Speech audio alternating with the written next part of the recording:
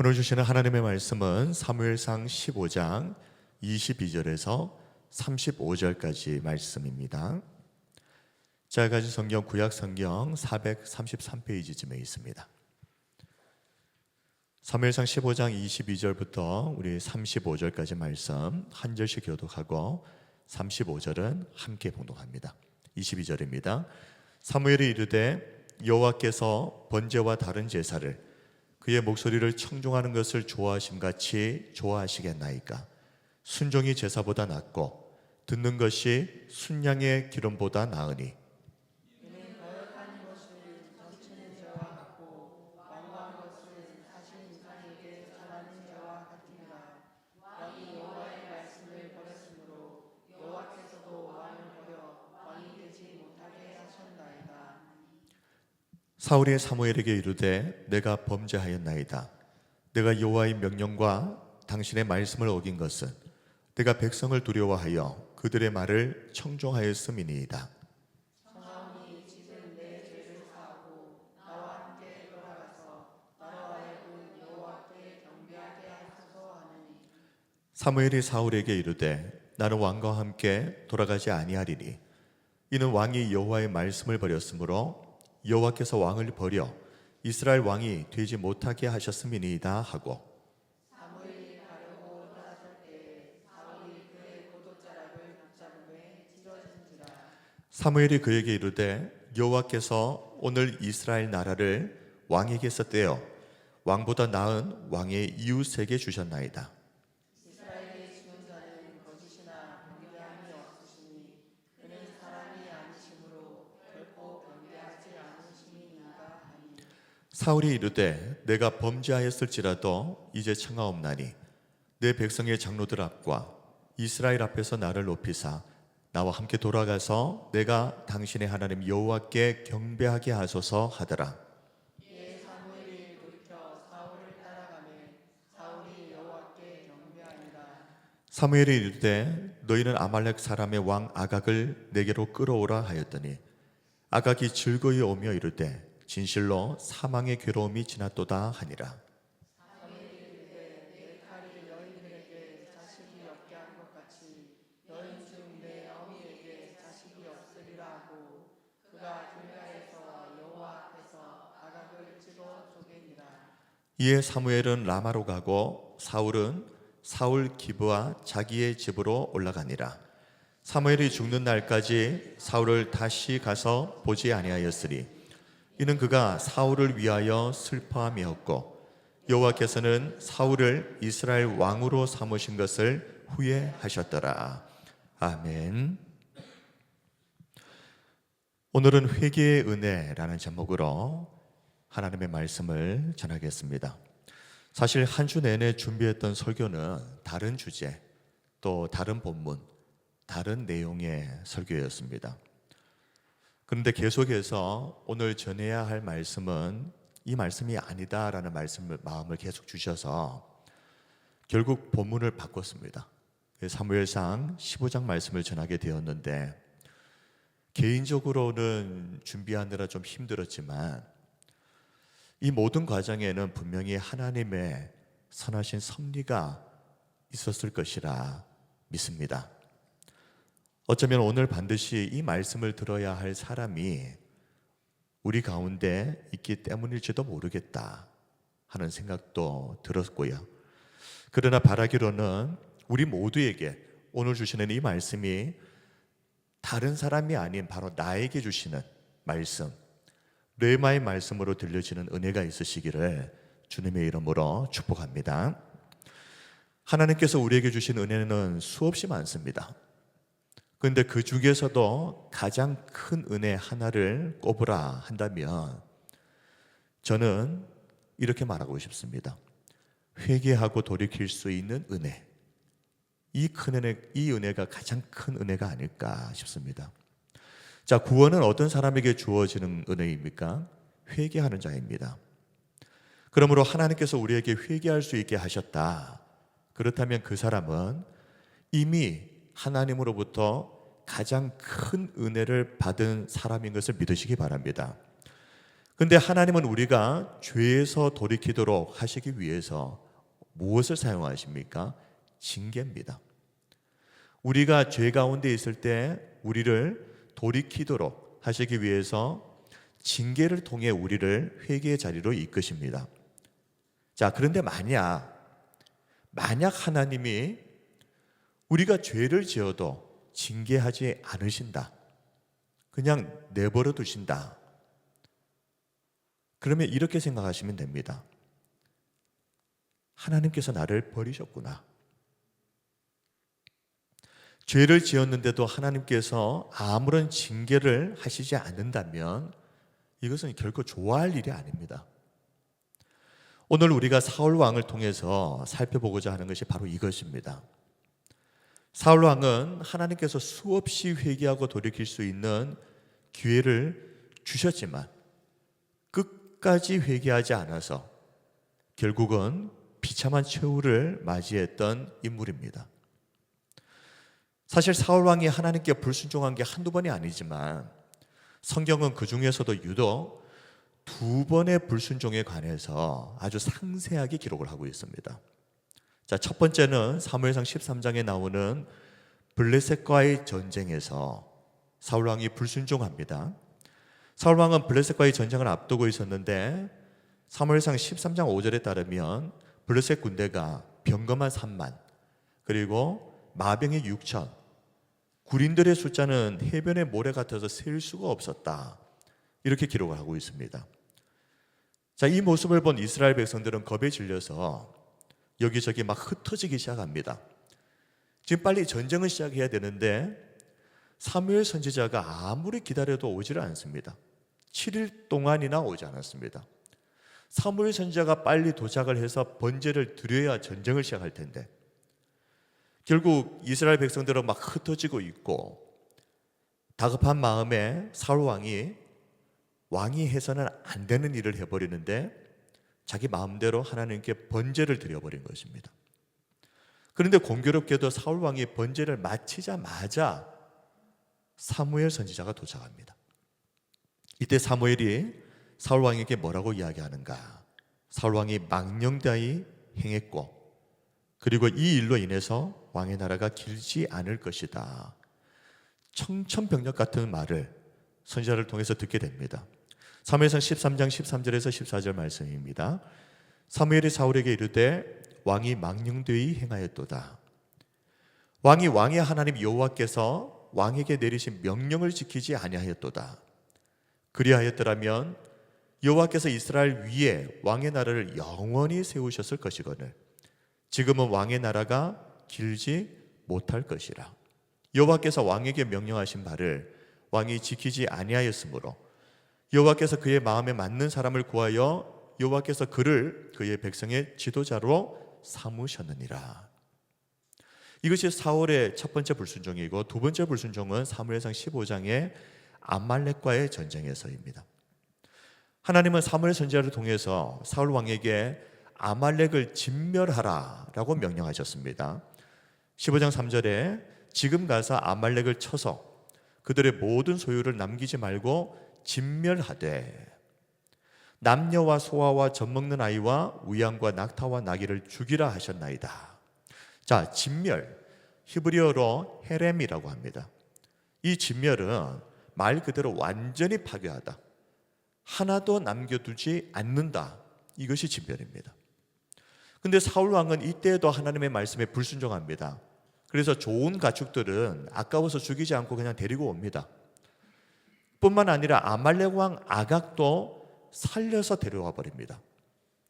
사무엘 선지자가 이 일에 대해서 지적을 했을 때 사울은 이것은 하나님께 드리기 위해서 가져온 것입니다 라고 궁색한 변명까지 늘어놓는데 이때 사무엘 선지자가 이렇게 말합니다. 사무엘상 15장 22절에서 23절 잘 들어보십시오. 사무엘이 이르되 여호와께서 번제와 다른 제사를 그의 목소리를 청중하는 것을 좋아하심같이 좋아하시겠나이까? 순종이 제사보다 낫고 듣는 것이 순양의 기름보다 나으니 이는 거역하는 것은 점치는 죄와 같고 완고한 것은 사신 우상에게 절하는 죄와 같음이라. 왕이 여호와의 말씀을 버렸으므로 여호와께서도 왕을 버려 왕이 되지 못하게 하셨나이다. 자, 우리는 순종이 제사보다 낫고 듣는 것이 순양의 기름보다 낫다, 이 말씀을 잘 압니다. 그런데 그 다음 구절 23절 말씀도 정말 주의 깊게 살펴봐야 됩니다. 23절을 보면 거역하는 것이 무엇과 같다고요? 점치는 것과 같다. 완고한 것은 무엇과 같다? 사신 우상에게 절하는 죄와 같다. 사무엘 선지자가 왜 이런 말을 했겠습니까? 아마도 그때 당시 사울 왕은 이렇게 생각했던 것 같습니다. 자신이 하나님의 말씀을 어떻게 해요? 거역하고 말씀 앞에 완고하게 행하면서도 뭐 그렇다고 내가 점을 친 것도 아니고 내가 우상에게 가서 절을 한 것도 아닌데 이게 뭐가 그렇게 큰 문제인가? 자신이 행한 일이 얼마나 심각한 죄인지 인지조차 제대로 못하고 있었던 것 같습니다. 우리도 이런 경우가 많지 않습니까? 점치는 행위 자체는 굉장히 심각하고 큰 죄라고 생각합니다. 그런데 하나님 말씀 거역하는 것 별로 심각하게 여기지 않을 때가 많지 않습니까? 우상에게 절하는 이 행위 자체는 이런 일을 절대 하면 안 되지, 큰 죄라고 생각합니다. 그런데 하나님 말씀 앞에서 완고하게 행하는 것, 또 이건 별로 심각한 죄가 아니라고 대수롭지 않게 생각할 때가 있지 않습니까? 지금 사울 왕이 딱 그런 겁니다. 내가 뭐 점을 쳤나? 그렇다고 내가 우상에게 절을 했나? 이게 뭐 그렇게 심각할 일이냐? 근데 사무엘 선지자는 사울 왕을 향해서 이게 다 똑같은 죄라는 겁니다. 점은 치지 않고 우상에게 절은 하지 않았지만 그 죄만큼이나 심각한 것이 하나님 앞에 불순종하고 말씀 앞에서 완고하게 행하는 것, 이게 다 똑같은 거다. 지금 그 말을 하고 있는 것입니다. 자, 우리 사울 왕도 그렇고 우리도 정말 이게 심각한 죄라는 걸 몰라서 그냥 지을 때가 있습니다. 그런데 하나님께서 그의 종을 통해서 이것이 얼마나 심각한 죄인지 깨닫게 하셨다면, 말씀을 통해서 알려주셨다면 어떻게 해야 되겠습니까? 즉시 회개하고 돌이켜야죠. 근데 사울 왕은 어떻게 했는가? 안타깝지만 회개하지 않습니다. 사실 이것이 가장 심각한 문제입니다. 사울 왕은 죄를 지어서 망한 게 아닙니다. 사울 왕이 망한 이유는 회개하지 않았기 때문입니다. 그런데 어떤 분들은 사울 왕 회개하지 않았다고? 이 말을 듣고 아마 이렇게 반문할지도 모르겠습니다. 사울 왕 회개했는데요? 사무엘상 15장 24절에서 25절을 보면 그런 것 같습니다. 24절 25절 사울이 사무엘에게 이르되 내가 범죄하였나이다 말하지 않습니까?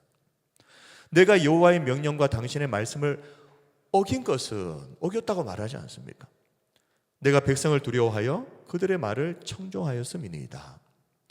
청하오니 지금 내 죄를 사하고 나와 함께 돌아가서 나로 하여금 여호와께 경배하게 하소서. 내가 범죄했습니다. 내가 하나님 두려워해야 되는데 백성들을 두려워해서 이런 잘못을 저질렀습니다. 지금 내 죄를 용서해 주시고 함께 돌아가서 하나님께 경배하게 해 주십시오. 이 말씀을 보면 정말 사울 왕이 회개한 것처럼 보이지 않습니까? 게다가 사무엘 선지자가 나는 그렇게 할 수 없다 그러면서 돌아설 때 이 사울 왕이 사무엘을 급하게 붙잡습니다. 그때 얼마나 힘을 주어서 사무엘의 옷을 붙잡았는지 그만 사무엘의 옷이 찢어져 버렸습니다. 여기까지만 보면 사울 왕이 정말 지금 이 상황을 심각하게 생각하고 있구나, 우리가 착각할 수도 있습니다. 그런데 사울 왕의 진짜 본심은 그게 아니었죠. 사무엘이 이미 하나님의 뜻은 정해졌다, 그 뜻은 바꿀 수가 없다, 이렇게 말했을 때 바로 그때 이 사울 왕의 진짜 본심이 드러납니다. 사울 왕은 그때 어처구니 없게도 회개한 것이 아니라 사람들 앞에서 내 체면 좀 세워주십시오. 이런 부탁을 합니다. 사무엘상 15장 30절 사울이 이르되 내가 범죄하였을지라도 이제 청하옵나니 내 백성의 장로들 앞과 이스라엘 앞에서 나를 높이사 나와 함께 돌아가서 내가 하나님 당신의 하나님 여호와께 경배하게 하소서 하더라. 이 무슨 말입니까? 당신 이렇게 그냥 가버리면 백성들 앞에서 내 체면이 뭐가 됩니까? 내가 범죄했을지라도 그건 그거고 일단은 백성들 앞에서 내 체면 좀 세워주시오. 이 말 아닙니까? 그런데 이상하게 돼요. 조금 전까지만 해도 그렇게 사울왕을 뿌리치고 돌아가려고 했던 이 사무엘 선지자가 사울의 이 말을 듣고는 성경을 보면 돌이켜 이렇게 나와 있습니다. 사울이 원하는 대로 그냥 다 해줍니다. 31절입니다. 이에 사무엘이 돌이켜 사울을 따라가매 사울이 여호와께 경배하니라. 조금 전까지만 해도 안 된다. 근데 갑자기 사무엘 선지자가 사울 왕이 해달라는 대로 다 해주는 겁니다. 왜 그랬겠습니까? 사무엘 선지자가 알았던 겁니다. 아, 사울은 이제 더 이상 희망이 없구나. 다 끝났구나. 아무리 말해봐야 이 사울은 절대 회개하고 돌이킬 사람이 아니구나. 그냥 포기하고 그냥 사울 왕이 해달라는 대로 마지막으로 그냥 해주고 가버린 겁니다. 그리고 사무엘은 이 일이 있은 후에 사무엘이 죽는 날까지 다시는 사울을 보지 않았다. 35절입니다. 사무엘이 죽는 날까지 사울을 다시 가서 보지 아니하였으니 이는 그가 사울을 위하여 슬퍼함이었고 여호와께서는 사울을 이스라엘 왕으로 삼으신 것을 후회하셨더라. 안타깝게도 성경에는 이 일이 있은 후에도 사울이 회개했다는 내용이 없습니다. 그런데 이상한 것은요, 사울 왕이 불순종했지 않습니까? 그런데 그 후에도 사울은 계속해서 전쟁을 할 때마다 승리합니다. 사무엘상 14장 47절에서 48절 사울이 이스라엘 왕위에 오른 후에 사방에 있는 모든 대적 곧 모압과 암몬 자손과 에돔과 소바의 왕들과 블레셋 사람들을 쳤는데 향하는 곳마다 이겼고 용감하게 아말렉 사람들을 치고 이스라엘을 그 약탈하는 자들의 손에서 건졌더라. 물론 이 말씀은 사무엘상 14장이기 때문에 앞에 있는 말씀입니다. 그런데 그 후에도 사울이 전쟁에 가서 패배했다라는 내용이 없습니다. 사울 왕은 블레셋과의 전투에서 하나님께 불순종했는데 어떻게 됐습니까? 전쟁에서는 승리합니다. 오늘 본문 아말렉과의 전투에서도 사울은 불순종했습니다. 그런데 전쟁에서는 승리합니다. 게다가 사무엘이 포기하고 떠나버린 그 후에도 사울은 전쟁을 할 때마다 승리합니다. 사울 왕은 하나님께 불순종하고 죄를 지었는데 전쟁에서는 계속해서 승리했다. 하는 것마다 잘 됐다. 이것이 무엇을 의미하겠습니까? 안타깝지만 이것이야말로 하나님께서 사울 왕을 완전히 버리셨다는 가장 확실한 증거입니다. 하나님께서 사울 왕을 포기하지 않으셨더라면 그가 불순종할 때 그가 병에 걸리게 하시든 아니면 전쟁에서 피하게 하시든 어떤 징계를 통해서라도 그가 회개하도록 이끄시지 않았겠습니까? 그러나 하나님은 불순종에도 불구하고 사울이 계속해서 전쟁에서 승리하도록 내버려 두십니다. 그냥 이것을 통해서 하나님은 내가 사울을 완전히 버렸다는 것을 보여주시는 겁니다. 사랑하는 성도 여러분, 하나님께 범죄했음에도 오히려 하나님 말 다 잘 되고 승승장구한다면 그거는 좋아할 일이 아닙니다. 오히려 그것은 하나님께서 나를 버리셨다는 가장 명백한 증거일 수 있습니다. 그러므로 죄를 지었음에도 일이 잘 풀리고 형통하다면 정신을 바짝 차리셔야 됩니다. 지금 정신줄을 놓고 사울처럼 좋아할 때가 아닙니다.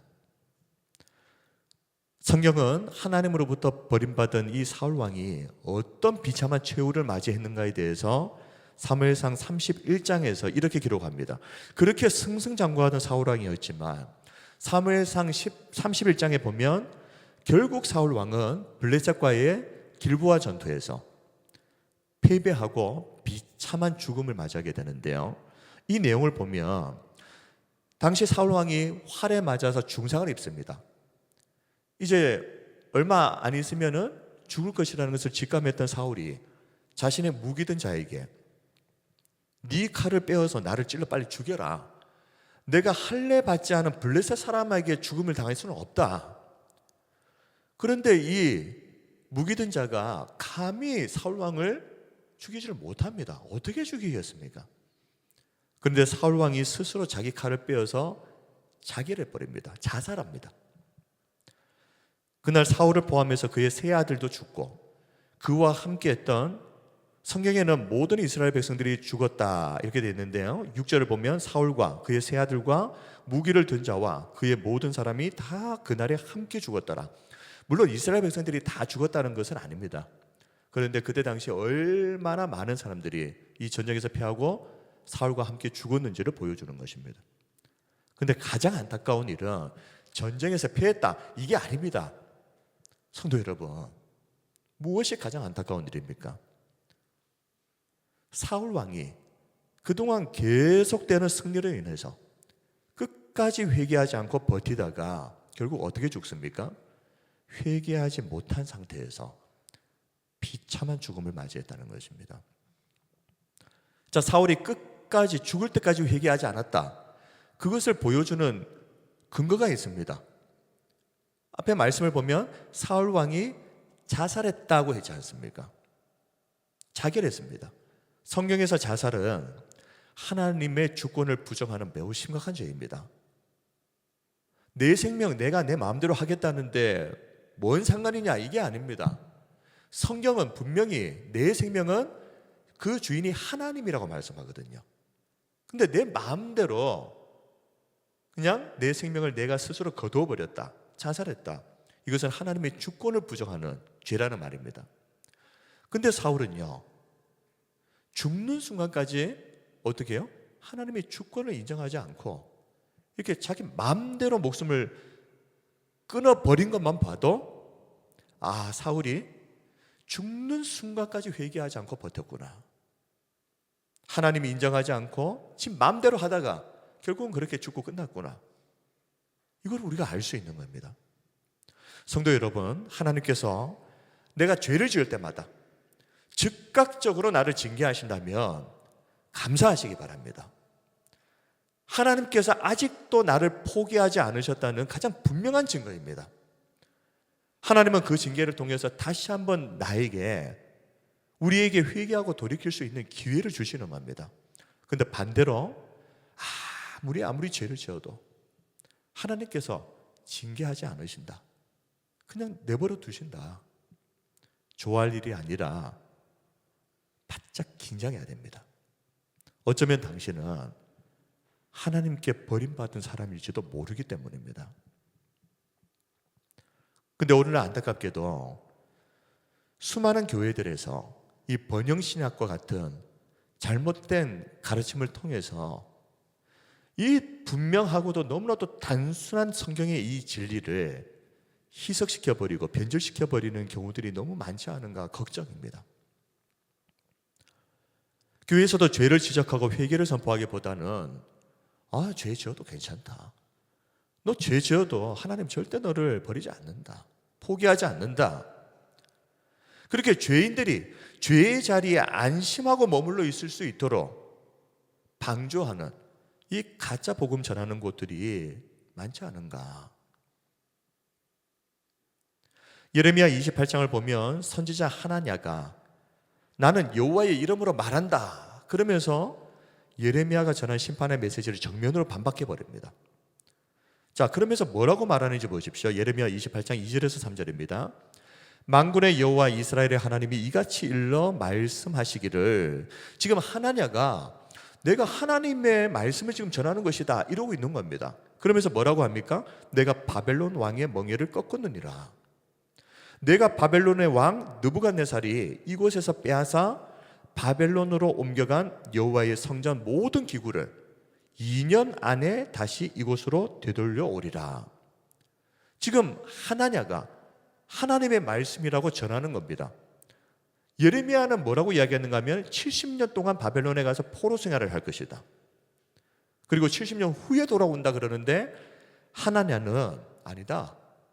내가 하나님으로부터 말씀을 받았는데, 계시를 받았는데 2년만 지나면 다 회복된다는 겁니다. 다 끌려갔던 사람들 다 돌아오고, 빼앗겼던 성전의 기물들 다 회복되고. 자, 백성들이 누구의 말에 귀를 기울이고 열광했겠습니까? 예레미야 6장에서 예레미야는 이렇게 하나님 앞에 회개하고 돌이켜야 할 백성들을 향해서 아무 문제 없다, 거짓된 평안을 외치는 종교 지도자들의 이 죄악에 대해서 이렇게 탄식합니다.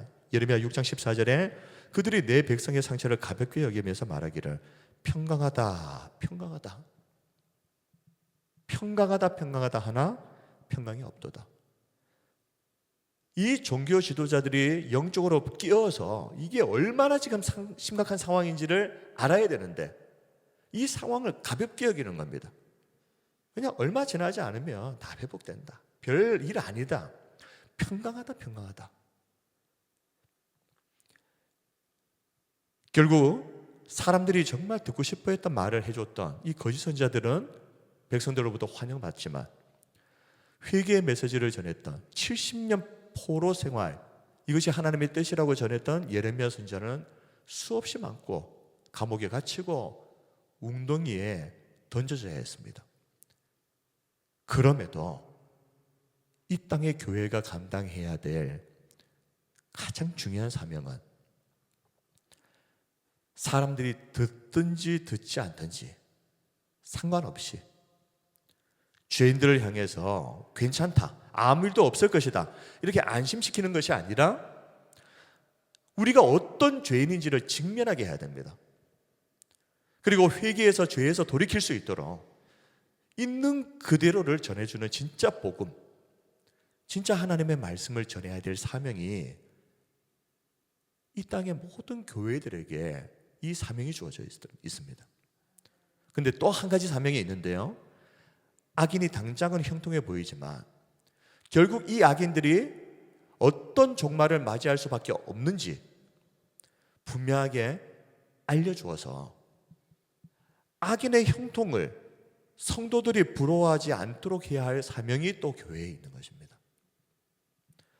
시편 73편에서 아삽도 왜 악인들이 형통한지 심각하게 고민을 하면서 하나님께 이 부조리한 현실에 대해서 따져 묻습니다. 그런데 이 아삽이 가졌던 이 모든 의문이 어디에서 풀어졌는가? 성소에서. 아삽이 성소에 들어갔을 때 바로 그 성소에서 비로소 깨닫게 됩니다. 악인의 형통이라고 하는 것이 부러워할 것이 아니구나. 악인의 종말이 어떤지에 대해서 깨닫게 되는 순간 이것이 얼마나 끔찍한 벌인지 심판인지를 아삽이 어디서요? 성소에서 깨닫게 되었습니다. 교회는 이런 곳입니다.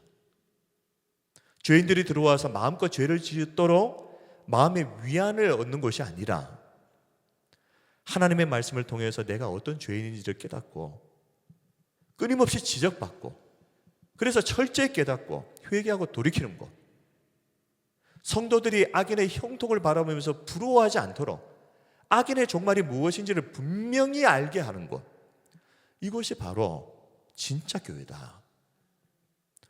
사실 교회에서조차 말씀을 통해서 우리가 어떤 죄인인지를 제대로 알려주지 않으면 어쩌면 우리는 평생요 내가 어떤 죄인인지조차도 모르고 살 가능성이 부단히 높습니다. 한번 생각해 보십시오.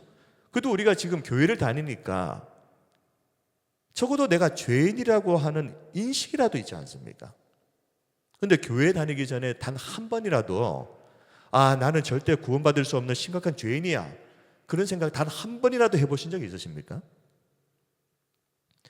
그나마 교회를 다니지 않아도 내가 죄인이구나 그 사실을 인정하는 사람들은 뭐 사람을 상해하거나 사기를 치거나 무슨 죄를 지어서 재판을 받고 그 재판에서 당신은 죄가 있습니다 판결이 나고 그래서 교도소에 수감된 사람들은 그래도 적어도 그래도 내가 죄인이구나 인정을 할 겁니다.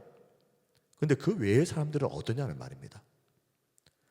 설령 정말 심각한 죄를 지었다고 해도 그 죄가 밝혀지지 않아서 교도소에 들어가지 않는 한은요, 어지간해서는 나는 지옥에 떨어져야 될 심각한 죄인이다 생각하지 않습니다. 오히려 그래도 내가 저 사람보다는 낫지 이러면서 자기 자신을 합리화한 이것이 사람의 본성입니다. 이런 본성을 가지고 사람이 어떻게 스스로 자기의 죄를 인정하고 그 죄를 사함받기 위해서 스스로 회개할 수가 있겠습니까? 그러므로 우리 사랑하는 성도 여러분, 우리 창원 삼일교회에서 하루가 멀다 하고 당신은 죄인입니다, 이 하나님의 말씀이 선포되는 것을 감사하시길 바랍니다. 왜 우리 교회는 당신이 괜찮은 사람이라고 위로하지 않고 오히려 죄인이라고 말합니까? 기분 나쁘게 생각하지 마십시오. 다른 이유가 없습니다. 그래야 살기 때문입니다. 중환병에 걸린 사람 한번 생각해 보십시오. 이 사람 살려면 어떻게 해야 됩니까? 당신은 아무런 문제 없습니다. 건강합니다. 지금처럼 그냥 그렇게 살면 됩니다. 이렇게 병자가 듣고 싶은 말 해주다가는 어떻게 되겠습니까? 아무것도 모르고 그렇게 살다가 죽는 겁니다. 어떻게든 이 사람 살릴 생각이 있다면 아무리 듣기 싫어해도 지금 어떤 병에 걸렸는지 알려줘야죠. 그리고 아무리 아프다고 해도 치료를 해야 되는 겁니다. 그래야 사는 겁니다. 마찬가지로 사람을 살리는 진짜 제대로 된 교회는 성도들을 사탕 발린 말로 현혹하는 교회가 아니라 당신은 예수님의 십자가 없이는 반드시 심판받아서 지옥불에 떨어져야 되는 심각한 죄인이라는 사실을 있는 그대로 전하는 교회, 이런 교회가 진짜 교회이고, 그리고 이 말씀을 듣고 기분 나빠하는 게 아니라 말씀 앞에 통회하고 회개하는 사람, 그 사람이 진짜 성도인 줄 믿습니다. 말씀을 정리하겠습니다. 성도에게 가장 끔찍한 벌이 무엇일까요? 죄를 짓는데도 아무런 일도 일어나지 않고 하나님께서 그냥 우리가 죄 짓도록 그냥 내버려 두시고 방임하시는 것, 이것이 가장 끔찍한 벌입니다. 사울 왕처럼 불순종하는데 전쟁에서는 계속 승리하는 것, 이거 절대 복이 아니고 좋아할 일이 아닙니다. 그러므로 우리가 범죄할 때마다 하나님께서 나를 징계하신다면, 그것도 즉각적으로 징계하신다면 우리는 감사하고 또 감사해야 됩니다. 그리고 교회에서 엄중한 심판의 메시지가 가감없이 선포되는 것, 감사해야 되는 것입니다. 이것이야말로 하나님께서 지금도 나를 여전히 사랑하고 계신다는 가장 강력한 증거이기 때문입니다. 우리 마지막으로 히브리서 12장 5절에서 11절 말씀, 우리 한 구절 한 구절을 우리 마음에 새기면서 다 함께 읽고 설교를 마치도록 하겠습니다. 히브리서 12장 5절에서 11절입니다. 함께 말씀을 읽읍시다. 시작. 내 아들아, 주의 징계하심을 경히 여기지 말며 그에게 꾸지람을 받을 때에 낙심하지 말라. 주께서 그 사랑하시는 자를 징계하시고 그가 받아들이시는 아들마다 채찍질 하심이라 하였으니 너희가 참음은 징계를 받기 위함이라. 하나님이 아들과 같이 너희를 대우하시나니 어찌 아버지가 징계하지 않는 아들이 있으리요. 징계는 다 받는 것이거늘 너희에게 없으면 사생자요 친아들이 아니니라. 또 우리 육신의 아버지가 우리를 징계하여도 공경하였거든 하물며 모든 영의 아버지께 더욱 복종하며 살려 하지 않겠느냐. 그들은 잠시 자기의 뜻대로 우리를 징계하였거니와 오직 하나님은 우리의 유익을 위하여 그의 거룩하심에 참여하게 하시느니라. 무릇 징계가 당시에는 즐거워 보이지 않고 슬퍼 보이나 후에 그로 말미암아 연단받은 자들은 의와 평강의 열매를 맺느니라. 아멘. 오직 하나님은 우리의 유익을 위하여. 우리 성도 여러분, 우리가 죄를 지을 때마다 그냥 내버려 두지 않고 징계하시는 것이 하나님의 큰 은혜인 줄 알고 항상 하나님이 하시는 모든 일들을 매사에 감사하면서 그렇게 살아가는, 그리고 시간이 흐르면 흐를수록 더 거룩한 성도로 세워져 가는 저와 우리 모든 성도님들이 다 되시기를 주님의 이름으로 축원드립니다. 아멘. 이 시간 우리 함께 찬양하고 기도하겠습니다. 우리 죄 위에 죽으신 주 십자가 그 사랑 감사하네. 날마다 주의 형상대로 변화되리라. 십자가 우리를 새롭게 하리. 우리 찬양을 드리고 우리 함께 우리 기도하도록 합시다.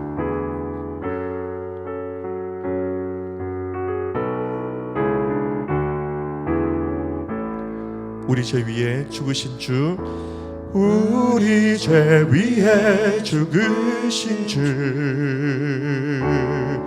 십자가 그 사랑 감사하네.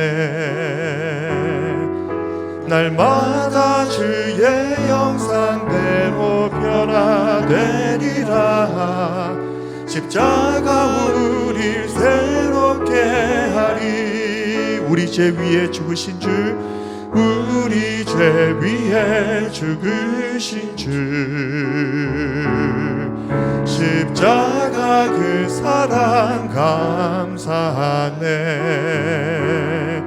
날마다 주의 형상대로 변화되리라.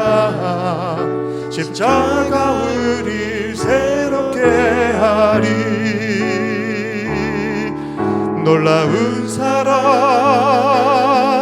찬양하리라. 우리를 위해 생명 주셨네. 놀라운 사랑 찬양하리라. 십자가의 그 능력, 십자가의 그 능력. 우리 죄 위에 죽으신 주, 우리 죄 위에 죽으신 주, 십자가 그 사랑 감사하네. 날마다 주의 형상대로 변화되리라. 십자가 우리 새롭게 하리. 우리 박수치며 찬양합시다. 우리 죄 위에 죽으신 주, 아멘. 십자가 그 사랑 감사하네. 날마다 주의 형상대로 변화되리라. 십자가 우릴 새롭게 하리. 아멘. 놀라운 사랑 찬양하리라. 우리를 위해 생명 주셨네. 놀라운 사랑 찬양하리라. 십자가의 그 능력, 십자가의 그 능력. 놀라운 사랑 찬양하리라. 놀라운 사랑 찬양하리라. 우리를 위해 생명 주셨네. 놀라운 사랑 찬양하리라. 십자가의 그 능력, 아멘. 십자가의 그 능력, 주의 보혈, 주의 보혈 능력이 도다. 주의 피 믿으여 주의 보혈 그 어린 양의 매우 귀중한 피로다. 우리 선포합시다. 주의 보혈, 주의 보혈 능력이 도다. 주의 피 믿으여 주의 보혈 그 어린 양의 매우 귀중한 피로다. 이제 우리 합심해서 우리 함께 기도하겠습니다. 우리가 죄를 지어도 형통하고 하는 일마다 잘 된다, 그것은 좋아할 일이 아니다. 어쩌면 하나님이 우리를 포기하시고 버리신 증거일지도 모른다. 그렇다면 우리가 죄를 지을 때마다 즉각적으로 징계하시는 것은 하나님은 아직까지도 우리를 사랑하시고 포기하지 않으셨다는 가장 명확한 증거 아니겠습니까? 우리가 이 땅을 살아가면서 죄를 짓지 말고 거룩하게 살아야 하겠지만, 행여라도 죄를 지어서 하나님께서 징계하실 때마다 감사합시다. 우리를 다시 의의 길로 회복시키시는 하나님의 은혜에 감사하고 찬양하면서 그 은혜 바라보면서 다시는 죄의 자리에 머물러 있지 않도록, 악인의 종말이 얼마나 비참한지 잊지 말고 하나님 의의 길, 항상 하나님의 말씀에 순종하는 그 길에 서게 하여 주옵소서. 우리 함께 이 시간 통성으로 합심하여서 기도하겠습니다. 은혜와 사랑이 풍성하신 우리 하나님 아버지, 우리가 세상 가운데에서 신앙생활을 하지 않고 하나님 없이 그렇게 살았더라면 우리도 나는 괜찮은 사람이라 생각하며 자신이 죄인인지도 모르고 그렇게 살다가 마쳤을 인생 아니었습니까? 우리 하나님, 우리를 이곳으로 불러주시고 너는 회개하고 돌이켜야 할 죄인이라 말씀하시는 그 음성을 들을 수 있는 것이 얼마나 큰 하나님의 은혜인지를 깨닫고 아버지 하나님 앞에 감사하며 죄의 길을 떠나 하나님 의의 길 위에 서며 아름답게 믿음 가운데 말씀 순종하며 살아가는 복된 우리의 인생이 되게 하여 주시옵소서. 아버지 하나님, 우리에게 말씀 듣게 하시니 감사합니다.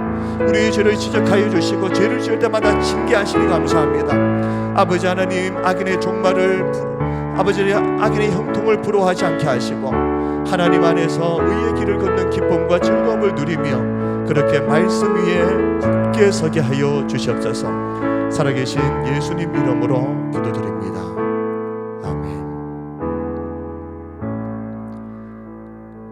영광과 찬양을 받으시기에 합당하신 우리 하나님 아버지, 하나님 알지 못하고 내가 죄인인지도 알지 못하고 그렇게 살다가 끝났을 인생을 우리 하나님 불쌍히 여겨주셔서 몸된 교회로 불러주시고 너는 회개하고 돌이켜야 할 죄인이라 말씀해 주시니 감사합니다.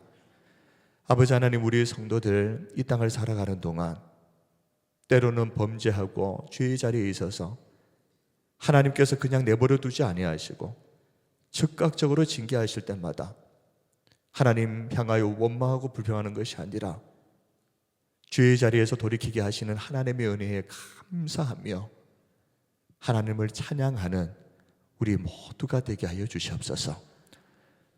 그리고 이제는 죄의 길을 떠나 하나님의 말씀에 순종하며 의의 자리에 굳게 서는 우리 모두가 되기를 원합니다. 살아계신 예수님 이름으로 기도드립니다. 아멘.